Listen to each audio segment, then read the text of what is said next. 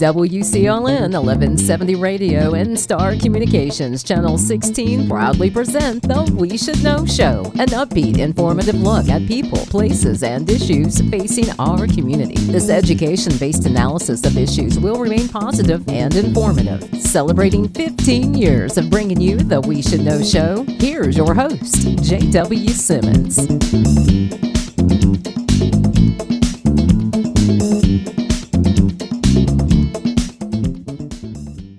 Welcome back. We Should Know is on the air. My name is J.W. Simmons, and the name of the show is We Should Know. You can reach us at weshouldknowedu@gmail.com. Today we're talking about social services. Two people we have with us know quite a bit about that. Combined experience. You guys have a lot of experience. Lakeshia Simmons and Kari Phillips. Thank you for taking time out of a busy schedule to come in and talk about something that I think everybody feels is critically important, and that is our children, foster care, Christmas time, holidays. It always comes to that. I want to give you time to kind of do a little brief intro. Tell us how you got into this world of social services and kind of looking after people. Lakeshia, you've been involved in this, since 2012? Yes, sir. So you stepped into this. Was there somebody in your family, or how did you get involved in it? It's just something I've always wanted to do. I saw the need to help children, so it was just something I've always wanted to help with. Well, you've definitely got a lot of credentials here. I could read for a while, but I think the thing is, Kari, that I hear from a lot of folks with social services and a number of public service jobs is they have a passion for it. Something triggered that. Tell us a little bit about your journey, and you've been here for a few years as well. Yes, I've been with the agency for 21 years. And with that, I started in the income maintenance department. I started with food and nutrition services. I worked in Medicaid. And at that point is when I decided that I wanted to do more. I wanted to work with the adults, the children. I wanted to help people. So I went and earned my 4-year degree in psychology and started in the adult services section of the agency. And it's like you've gone through a number of different positions, and you've kind of ended up focusing toward foster care and those kinds of programs, and I'll call it child safety programs. Mainly adult. I do have a little section of the foster care when they first come into care, when custody has to be taken and they are transitioning into the foster care role that Lakeshia supervises. Absolutely. Lakeshia, I want to start that. I'm going to circle back to you. One of the things I read in the literature is that fall of 2025, that we're looking at the rural landscape in North Carolina. It says we're facing a foster care crisis. And it says we're defining that by a severe shortage of foster homes, staffing issues, and oftentimes become overwhelmed with a place to put children. Is that the case in Sampson, Bladen, Duplin, Cumberland, in this pocket here that we call southeastern North Carolina? We could always have more foster homes, which is why we have the map for licensing. We could always have more group homes. We're always looking for group homes for children. Sometimes we have children placed in different states due to the lack of places for children to go. So that will always be a need. More foster parents, more homes for the children. There was a lot of information, and it's over the past few months, and I won't get into reading the details, but there was, I'll call it in another county, which it was, but there was a child that was placed back into a home that was not the parents of that child, and that child ended up DOA. The child was literally killed, and the state had a compulsion to get involved in local behavioral health services. Do you see that being a positive thing, or is that something that maybe the state should stay out of? A situation like that, we don't know all the details of that situation, but having another set of eyes, having another viewpoint is always helpful, and added resources. Kari, to you, same kind of questions. There's things here from your position and your perspective at DSS, local DSS here. What's your thoughts on social services, and particularly as it relates to foster care? How much should we be involved, and how should we kind of say, North Carolina State, just kind of stay out of our way here, we got this? Or should we be opening the door on a regional basis and saying, listen, we need some help here? Kind of talk us through that. I would say that we definitely need assistance from the state. We have, a regional director. We have state specialists that help us. They help us through the process. Counties, they need that help to make sure that, number one, we're following the procedures, the policy, that we are minimizing any type of errors or, and just, we want what's best for the kids. And if it's going to help the kids, if it's going to help the adults in Sampson County, then that's what we want. Lakeshia, with that in mind, and we look at social services as kind of a where we have folks with your expertise, both of you, and your backgrounds, and you're obviously qualified to do that. Do we need to look at, and I just toss this out for conversation, do we need to look at educating folks better about what it means to be a parent? Well, that usually happens in, like, if there's a case plan, that usually happens. Parenting is a part of that case plan. So yeah, that is a possibility. It's the children that we have that's in need of foster care. And I'm trying to open this door because this is a big subject and I've got a lot of material, but when you open that door and you see all these children, help us understand how they got there and why they need somebody to come in and give them a place to stay. Why are they having to live in a hotel room? Why are they not in a home somewhere that somebody cares for them? For folks that just are listening to this show and think, well, I know, what are they talking about? Tell us what you're seeing that we're not. Either one of you. Well, toss a coin. Well, I would say, we need more foster parents. We need more homes that are homes to these children. We want the least restrictive environment for adults and children that come into our care. I think that's pretty much where you're leaning towards is, how do you keep them from being in a more of a bigger placement or a facility, or to give them that home feeling, that home life, for them to feel loved, cared for. Those foster parents are important, and that's why we continue to try to provide outreach for people in our community to step up, families to step up and help provide that support for those children. Lakeshia, it's always kind of, and I'm back to literature here. This stuff is printed, believe it or not. But we look at historically, and I'm thinking the past 20, 30, 40 years, in our high schools and our education areas and home ec and those kinds of things, we try to teach females this whole idea of what it means to be a mother. There was even, I don't know whether they're there or not, but at one time there was programs where you would give somebody a doll and they'd have to care for that doll. You're shaking your head, you know what I'm talking about.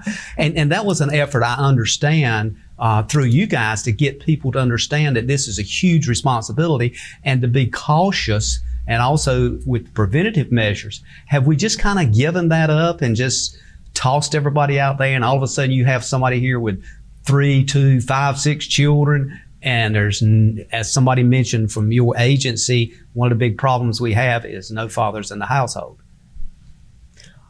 We can't control how parents are brought into this world, but we just have to ensure that they're safe and ensure that they're in the least restrictive environment possible, whether that's with kinship, fictive kin, a family foster home, a therapeutic foster home, a level 3 placement, a PRTF. We just want to make sure that we are able to fulfill the child's every need. And if reunification is possible, we'll definitely be on board with that as well. Kari, we're in I'm following the thread that she just laid out. We're in a society right now that they look for someone else to be somebody else's problem. So therefore, although it's not a responsibility of DSS to do this thing, they always look at government and go, well, y'all take care of it. You know, at the last minute, if something happens, you will handle it. Have we lost the reality that everything is not fixable by government? I think the important thing to note on that is that, you know, if there is a parent that's lost, that needs help, that don't know which way to go with their children, you know, we do provide that support. We do provide them with resources. We are very welcoming to prevent that sort of situation. Does folks in rural areas, we often get this, and if you look at any of the material out there, it always separates us folks that live on the rural landscape versus the folks that live in the more urban populations, and that, you know, for some reason we're kind of painted as not being maybe as smart. But the reality is, when we look at that, there's no factuality to that, is there? I'm hoping there's not. Now I will say that, yes, we are in a rural area. With that, we have very limited resources. I think that if we had more resources, such as a bigger city, you know, then that could help alleviate some of the concerns. But the rural area does play a part in it. It's harder even for the adults. You have home health agencies, but it's harder to get that service. It's harder to get them out into the community to help care for somebody's mom or somebody's dad, or, you know, grandma, grandpa. It's getting those services in the area to help meet the needs. We're going to take a quick break, and we're going to come back. And when we do, I want to kind of delve into that area dealing with substance abuse and addiction and its impact on the home. Ladies and gentlemen, we'll be back in a moment. Stay tuned. We're talking with the folks with social services on things you need to know. Welcome to Cork and Brew Roseboro, where you can enjoy your favorite coffee, fraps, smoothies, bakery items, sandwiches, and select beer and wines while reconnecting with friends and family. Sit down and enjoy the experience. Come on by and give us a try.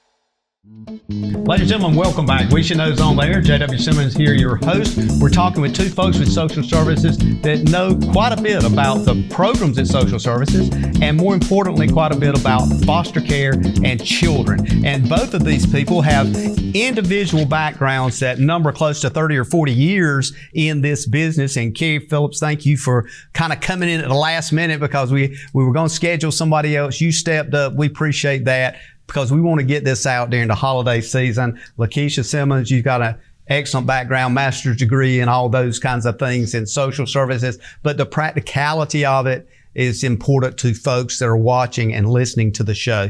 When we talk about foster care, let's get back to some of those core things that is not only important for folks to understand, but I'll context it this way. What can a citizen expect from their local social services if they are aware of, or if they have, even in their family, children that are not being adequately cared for. What should they expect? If they call 910-592-7131, which line who do they need to talk to? What number do they, because that's a huge operation out there. And this is one particular area that I want to focus on around the holidays. Who wants to start with that? Everybody. We'll start with, if there's a need, obviously, if you call, we're gonna assess that and get you to the right area. Sure. If it is something that assistance that's needed with food or assistance that's needed with medical, then they're going to direct you to somebody who specializes in that area. If there is concerns of some type of abuse, neglect, dependency, exploitation, whatever that concern is, then the switchboard operator will transfer them to an intake worker who can take that information and assess for a report if it's needed. Lakeshia is kind of the supervisor over the foster care area, and I think I may be stating that right. You've got one of them. Yeah, one of them. Yes, sir. Well, I'll say a supervisor. Yes, sir. A supervisor. You have certain resources you can call on. Do you feel like you have enough resources to deal with the problems that you're facing today? We have enough to get by, but we can always have more. We're always in need of foster parents, foster homes. So even a relative, if we could have a relative step up, and they can also become foster parents as well for that specific child in their home, that's also a possibility. What is it? Somebody's listening today and they're thinking, well, I retired and I'm maybe a single mom and I'm in my 60s, and instead of getting the poochie pet, I think maybe I need to help look after children. What are you looking for a foster care person? Is there a certain identity? Is there a certain expectation? Do they need to have a home that has more than one bathroom? Kind of tell us what that looks like. Well, they would just have to go through the process. As far as the licensing process, we're not looking for a certain identity, anything like that. We just want someone that's able to care for children and ensure that they're safe. Mm-hmm. That's our main goal. Of course, there are background requirements. They have to ensure that their home is up to the standards through the fire inspection and just a home inspection process through licensing standards. But other than that, we just want to make sure that they're able to keep children safe and be able to ensure that they're able to meet all of their needs, whether that's going to doctor's appointments, dental appointments, therapy appointments, and just provide care as if the child was your own. Do foster parents receive subsidies to support the child, whether it's for food or those kinds of things, or are they expected to handle all of the needs, everything from school books to fees for that child? They do receive stipends. Is it adequate? It probably could be more, but it's based on the age of the child. So there's certain amounts, there's 3 amounts, and it's based on the age of the child. And Kari, I want to kind of make sure I include you in this conversation. You've kind of looked at various and work in various areas out there. Does the allocation of funds and resources that comes to social services, and obviously we all understand it's all not local government. Mm-hmm. Do you feel like there's areas that need to be tweaked a little bit more? Is there areas that have some weaknesses that you feel like needs to be added to? Kind of give us a bigger picture, because we're just talking about one. I want to remind people, social services is far beyond just foster care. This is one area, Lakeshia, that you focus in. But you've seen a lot of broader area that help us understand that and some of the things that folks may not think about social services being involved in. Well, funding is always a struggle. Every year we have a budget, and there's federal dollars, there's state dollars, there's county dollars, and we have to manage that within the department, with the county, with the state. We have programs, though, that there are some programs that are changing a little bit. So there's a program called Special Assistance in-Home, but that's mainly for adults or parents who maybe have a disability that may meet a criteria that can possibly get a little check, little benefit, and it helps with Medicaid and some other programs. So it really depends on the area. As far as children, I mean, it's pretty much been about the same, yes. Right? It's not really changed much. We had very limited funding for the adults, and that's where some things have started to change a little bit by the state and the federal government, but it's there's still a lot of room there. And the question in this conversation, it seems to me to be the funding part, and then how do you compare that with resources? We are seeing and have seen just recently, over the past few weeks, an almost zero, simply because as we're talking today, the federal government is shut down. Mm-hmm. So, Lakeshia, is that saying to you that has somebody up the food chain at DSS said to you on a state level or local level, we're not going to be able to fund this? And do you have an alternative if that federal resource is not there? Given the fact that the county's going, we don't want to, spend any more money. Mm-hmm. Either one of you. At this time, we've not been put on any type of restrictions with any of our programs. The funding is there still. Nobody is going without. The programs are still getting funded. People are still getting their benefits. So right now, we've not seen a lot of change within our department. Not to say that won't change depending on how long the shutdown goes on for, yeah. But right now we've not heard of any type of changes when it comes to that. The pot still has noodles in it, so you can still right. You can still feed a few people. Business is still gonna run the way it's been running. I mean, we right now we don't have any changes. Yeah.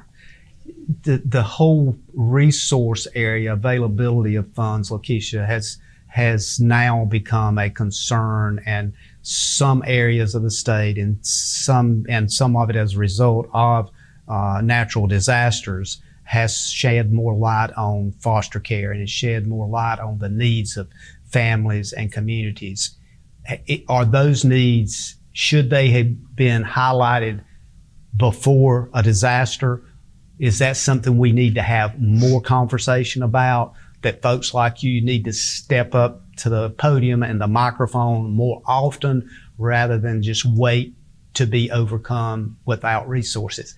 I'm kind of hedging here I'm not asking y'all to cross the line, because I know you don't want to do that, but at the same time, sometimes folks have to speak up because it's too late after the storms hit, if that makes sense. Either one.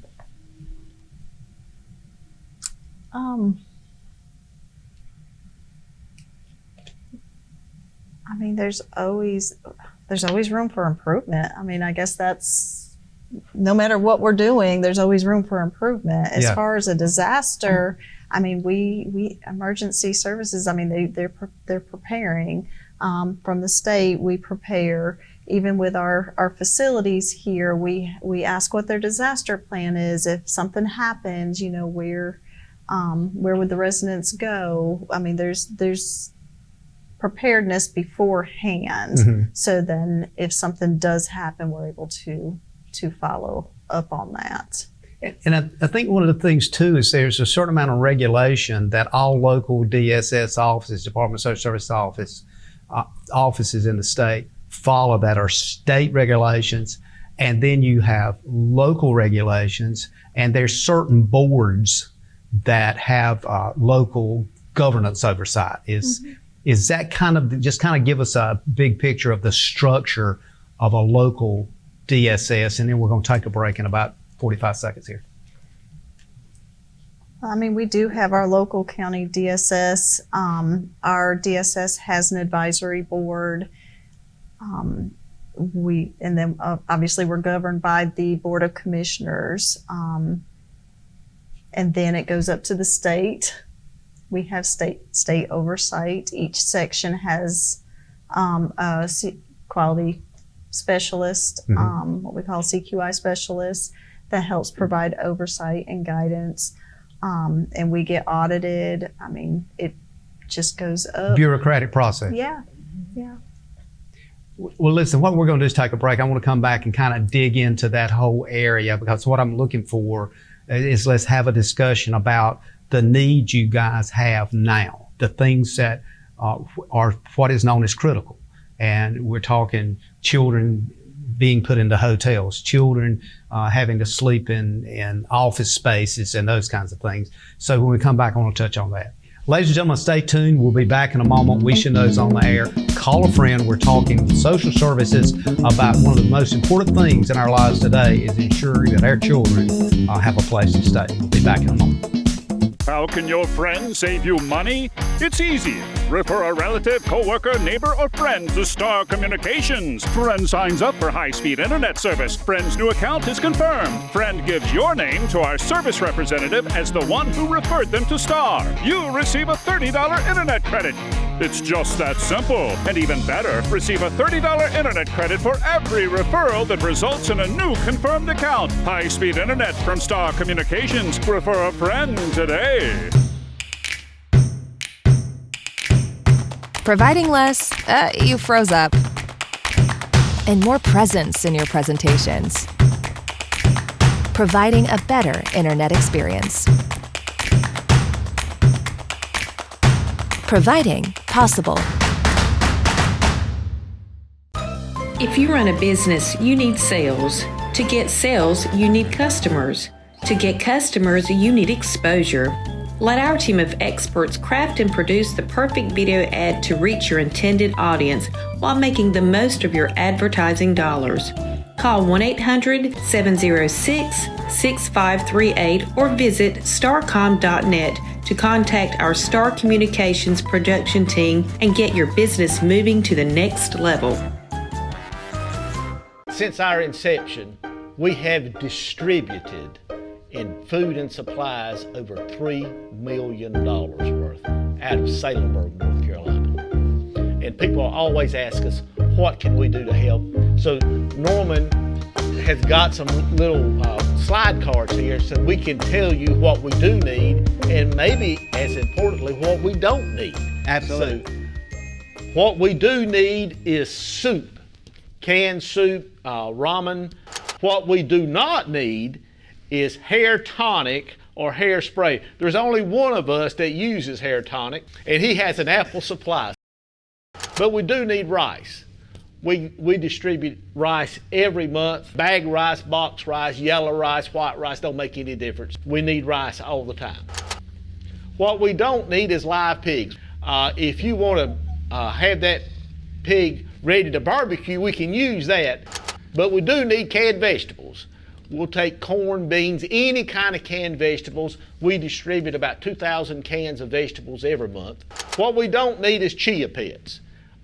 Sometimes early in the morning, Norman looks like a chia pet, so we don't need, particularly before he puts his hair tonic on. But we do need peanut butter and jelly. There's a lot of children at home. We use peanut butter and jelly, again, 12 months out of the year. Any size jar, any flavored jelly, grape, apple, it don't make any difference. We'll take any of it. We do not need sushi. The fish around here says, please cook me in lard. We don't need sushi. But we do need Pop-Tarts. Children at home, they eat Pop-Tarts. We need Pop-Tarts all the time. We do not need used tires. That may come as a surprise to some folks, but Norman has decided to bring his used tires around his belly. That's where he hauls his all the time. Send checks to the Christian Food Bank of Salemburg, P.O. Box 134, Salemburg, North Carolina, 28385. And Norman has a little note there that says cash is as good as money. So That's how you can help us.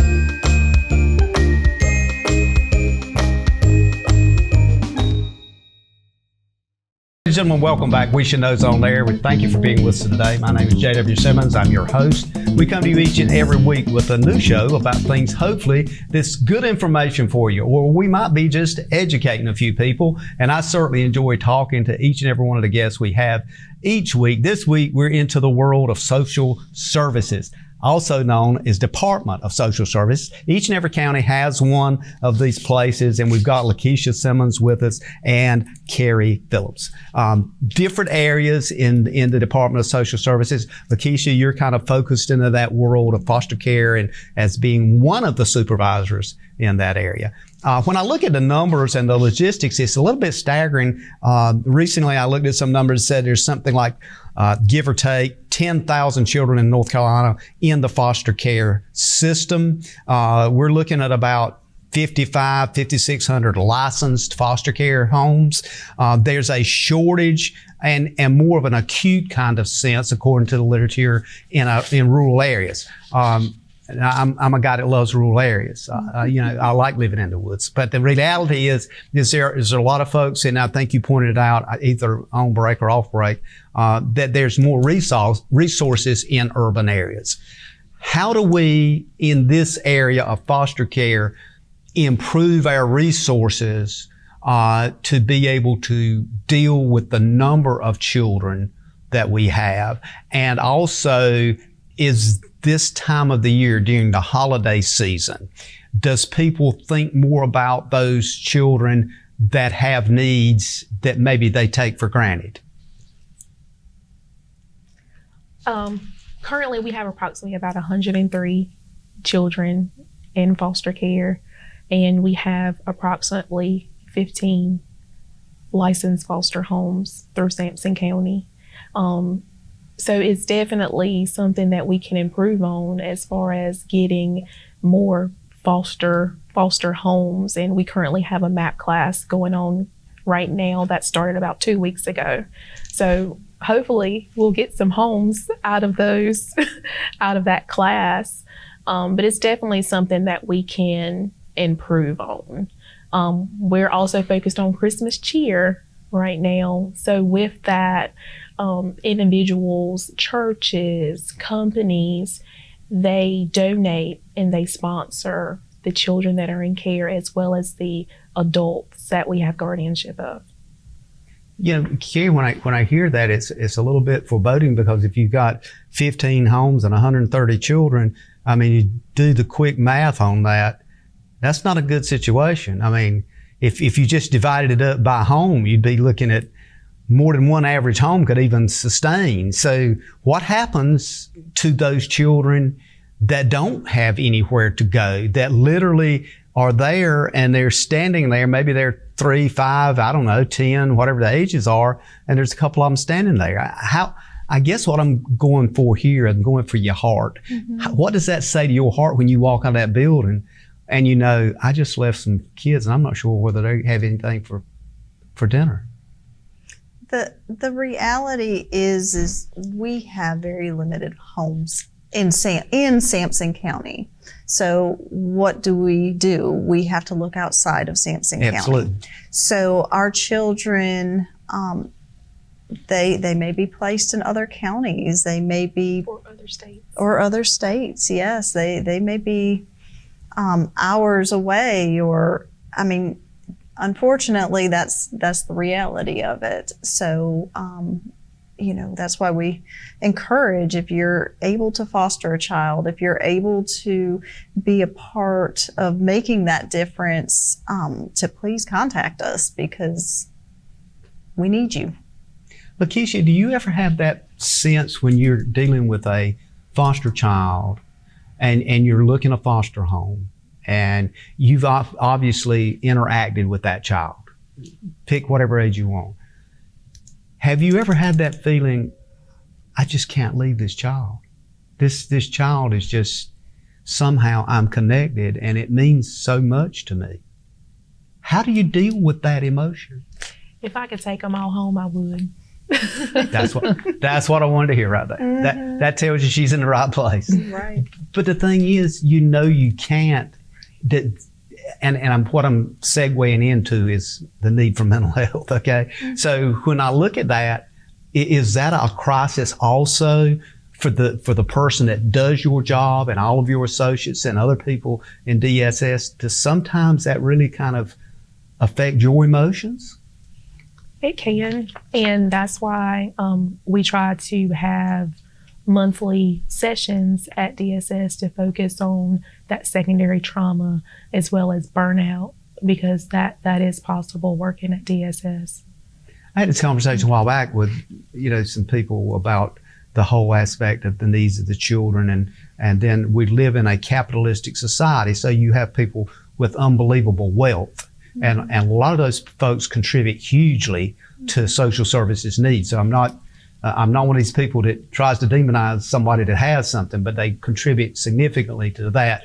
Do we need to tap into non-public assets more and develop gateways that folks can transfer money that is not necessarily through bureaucracy, but through private sector? So that's where I would, again, follow up what she was saying earlier. Christmas cheer.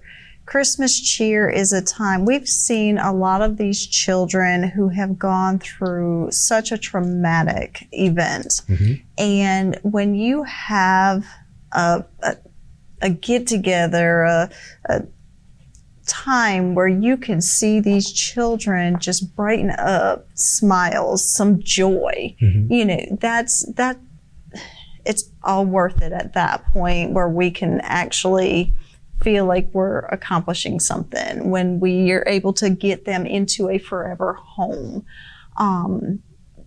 And if they don't have anybody, we weren't able to help a reunification or, and we're able to help with adoption. Maybe that's the road.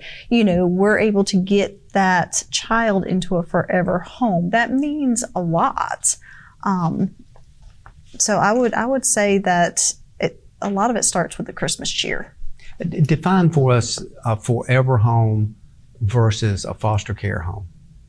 Foster care is temporary. It's not a permanent solution. A forever home is forever. So adoption is forever. So that's basically like a second parent. Well, they actually would become their parent because their name would be on the birth certificate. So of those 130 that... 103. Okay. Let's get the specifics. Yeah. Again, we might not have checked the phone today. So when we look at that, though, and you look at it, how many of those do you see that has the potential for forever homes versus foster homes? And is foster homes overwhelming as it relates to the number of children we have? Where are we at in that balance? Forever homes come into play when plans are changed to adoption, when reunification is no longer the plan for the respondent parents.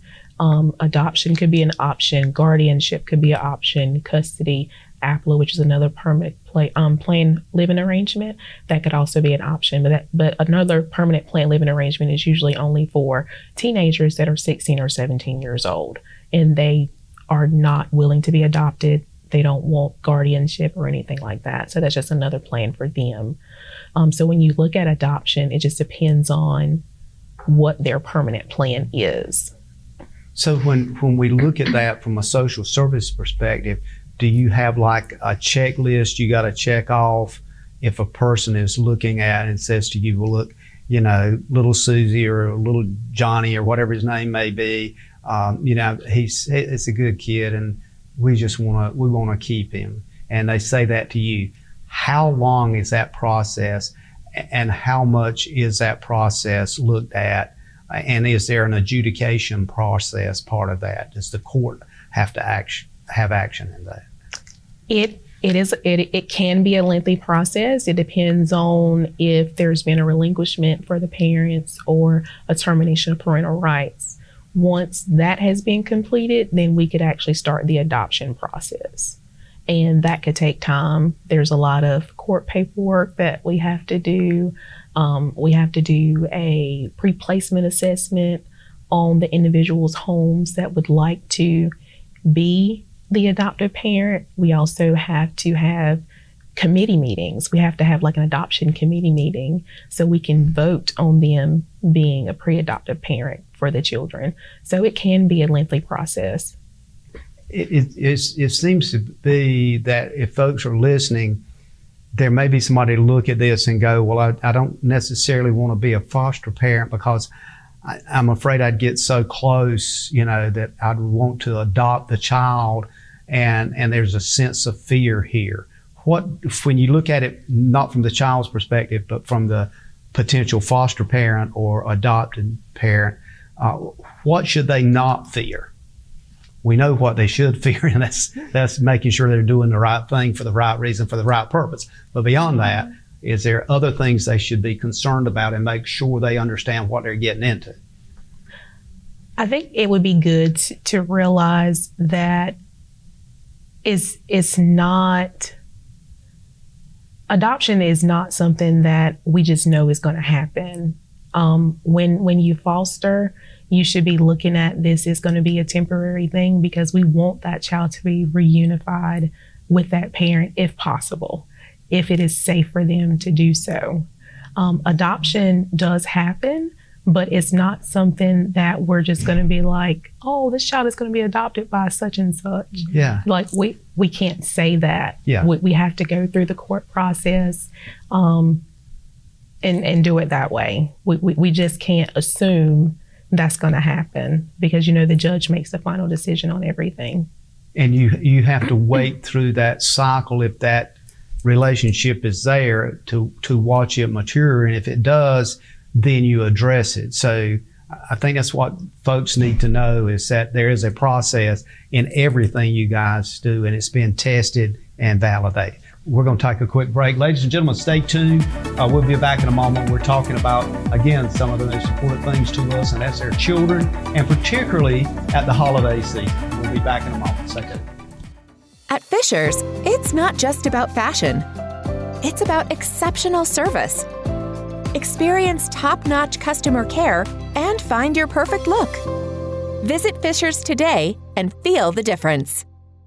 Looking to refresh your home? At Clinton Appliance and Furniture, we've got everything you need to create the perfect space. We're here to help make your house a home with stylish furniture, appliances, flooring, design services, delivery, and repair. Visit ClintonAppliance.com to explore our selection or visit us at 401 Northeast Boulevard in Clinton. Shop local. Shop smart. Shop Clinton Appliance and Furniture. At the Reedy Mark, we take pride in a unique, distinguished customer experience. We specialize in handcrafted cocktails, allocated bourbons, as well as gourmet signature food items exclusive to our menu at the Reedy Mark in Roseboro. The average American household has 17 devices connected to the internet. With more and more devices able to get online, you may need to increase your internet speed. Call Star Communications today and let us help you select the package that's right for you.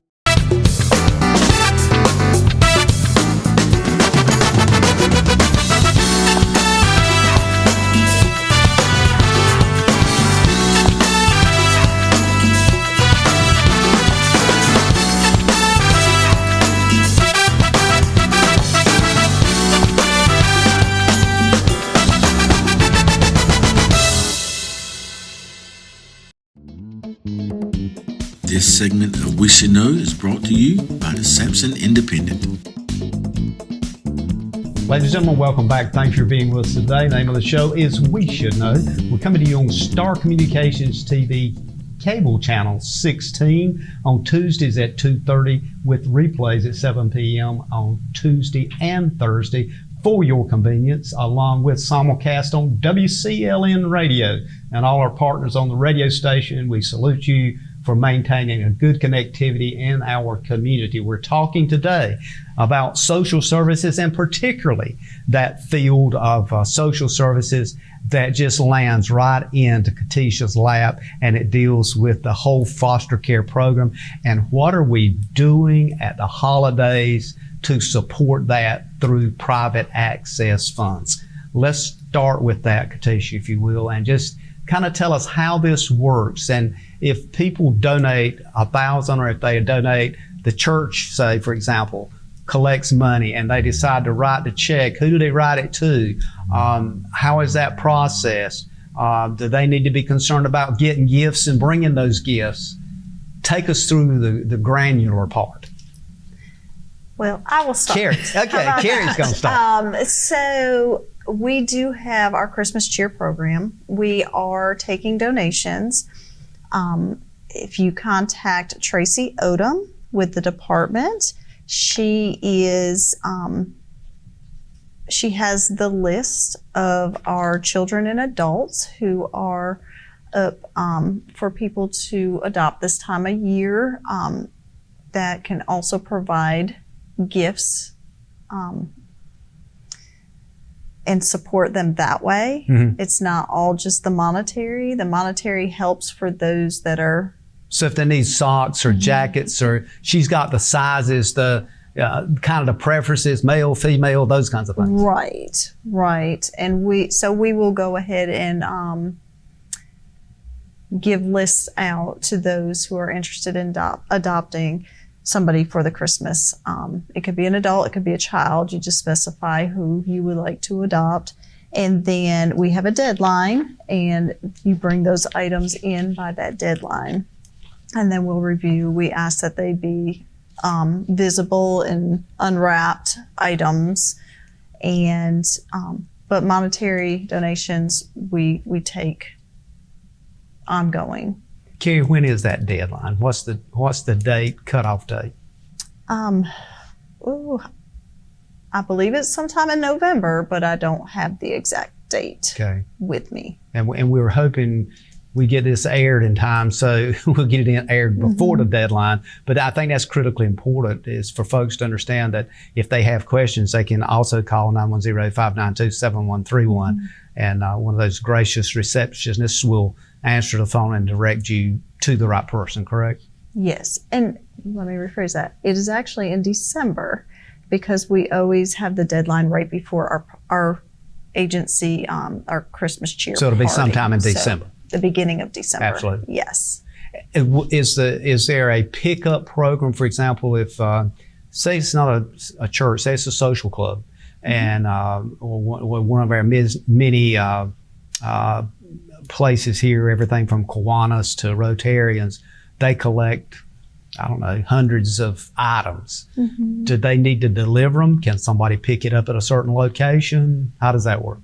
I would say that could be coordinated with Tracy Odom. With Tracy, okay. She is, we call her our Christmas elf. She does this every year, and she gathers all the information. She makes the list. She gathers the list. She distributes the list. She keeps track of our donations, and we work as a team to make it successful, to have a nice event for those children. Is this that you find, and Lakeshia, I'm trying to figure out now in my mind here, and I'm trying for everybody that's listening and watching, is this the only thing oftentimes that children get, is these items that's donated through civic or through faith-based organizations? Is this their last resource, or does the state supply funds to buy, a little push automobile or something? Explain how that works. Well, either one of you can explain that. I mean, the children, their needs are met throughout the year. Needs meaning vital things that have to have. Correct. Food, clothing. This is just extra. This is the extra event that we have, or that we're able to just kind of give them that extra what they want, not necessarily what they have to have, but children are children, no matter if they're small or they're teenagers, and they all would like something nice, something they don't have. And this is a time where they can just get that little extra to put a smile on their face. What does the age ratio look like now at social services with foster children? Are there more over 9 or 10 years of age, more under 9, 10 years of age? What does the demographic population look like? It's about equal. Zero. Of course, there are more 0 to 18 than there is 18 to 21, but the ratio is equal for the most part from 0 to 18. When you get folks in that are foster care children, without getting into any depth, just generally, how strong or how stable is their mental health position in life? Has it been damaged to the point that they're acting out violence or anything? What are you seeing? Just kind of a broad picture on the landscape. Either one of them. Every child is different. Every child handles things differently. Every child comes into care with a different situation. So it's hard to really say what the need is or how they're going to react to their situation. But obviously anybody who comes into care has been through some sort of trauma. So mental health is very, very important to have those providers in the area, or have those providers that somebody they can talk to and help them through a situation. There's times, I think probably, Lakeshia, that you've seen that children have to be removed from a home. And there may or may not be violence involved. There may or may not be substance abuse involved. Is that child, when they're being removed from that home, and of course the Justice Department's involved in that, and Social Services is involved in that, how heart-wrenching is that for you doing your job and those out there that do your specific job, to literally remove a child from their parents and that child maybe not wanting to go? Well, in foster care, we usually don't remove children. That's more on the CPS side. But just seeing those kids come in the office, it's very hard because they're traumatized from being removed, no matter if it was a traumatic situation or not. They still love their parents and they want to be with them. And it's just our goal to ensure that they're safe and ensure that they have the least restrictive home that they can be in, and to start those visits as soon as possible with their parents so they can know that they still care about them, they still love them, and they're trying to focus on getting them back. Both you guys have been in this business for quite some time. Share, if you will, what you would see if you could have that magic wand and you could say, I want to improve this, this, and this. What are the top three things that you would improve? I'll start with you on that one. I would say the mental health system. As a whole? As a whole. The mental health system as a whole. And that's for everybody. It's not just one group or another group. I feel like the mental health system, we need more providers, more options. Mm-hmm. I think that's one of the big struggles that we deal with. As well as substance use. Mm-hmm. That's also a big issue. When you look at mental health, we're kind of under that umbrella of Trillium Health Care, mm-hmm. which has got 46 counties in it. We started out years ago as a local entity and county funded mental health department. Now it's so huge. Has it become too large a bureaucratic organization to penetrate, or are you still getting the services you need from Trillium Healthcare? And I'm asking that question because I'm kind of close to some people in that organization, and I want them to hear it. And I think they're maybe sometimes not asking people like you that are on the front lines. We do have Trillium representatives that help us, and they provide the oversight, which is great. We need providers. We need those. Again, we're in a rural area, right? Yeah. Where it's just a small town, and limited resources. You get into the urban areas and you may have counselors all over the place, right. But here it's very limited. So it's getting those resources in. It's getting the resources, as Lakeshia was saying, substance abuse. Sure. What options do we have? How can we really put a step forward and say, okay, this is what you need. And then if you take a step back, what can we do to help get you back on track, or where's the support? I feel like we just need more mental health, substance abuse. It's growing. Absolutely. But the providers are not. Right. So I think that's where We're going to take a quick break and we'll be back. Ladies and gentlemen, stay tuned. We'll be back in a moment.